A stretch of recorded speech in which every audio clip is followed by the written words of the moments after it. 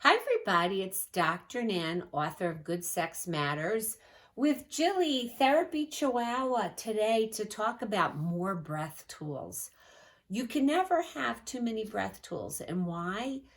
By harnessing our breath, what we can do is really impact our nervous systems in a way that is soothing, healing, and restorative. So I'm going to remind you of the very simple breath where we extend the exhalation, and then we're going to do something a little bit interesting called alternate nostril breath. So this is for my YouTube series, and this is part of the breath basics. So just to reiterate, the basic powerful breath is we take a long, smooth inhalation through the nostrils, and then a long, smooth exhalation through the nostrils. So breathing into the nostrils for a count of, say, 4, and then exhaling through the nostrils for a count of, let's say, 5 or 6. So when we take the long, smooth inhale, and then the longer, smooth exhale through the nostrils, what we're telling our brain bodies is that we can shift into what's called parasympathetic mode, and that's the calming portion of the nervous system. So you can train your nervous system just like you train your muscles. In fact, my nervous system used to be so excitable between my panic attacks and my anxiety about public speaking that it was really traumatic for me to have to give presentations. Now, my nervous system is trained to the point where I was able to go on the Today Show and get interviewed by Maria Shriver and not be nervous. So this works. So today I'm going to go over a technique called alternate nostril breathing. It's very, very simple, and it can actually be so powerful that if you're feeling your anxiety level going up, this can actually interrupt a panic attack as it's beginning, or actually downregulate your anxiety. So what you're going to do is you're going to take a long, smooth inhalation through one side of your nose as you close the other nostril. Then you're going to go out this nostril,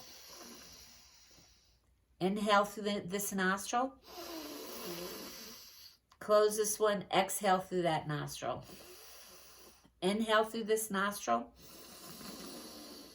close this, and then exhale through this nostril. Inhaling, and then exhaling through this nostril. Inhaling, close this nostril, and then exhale.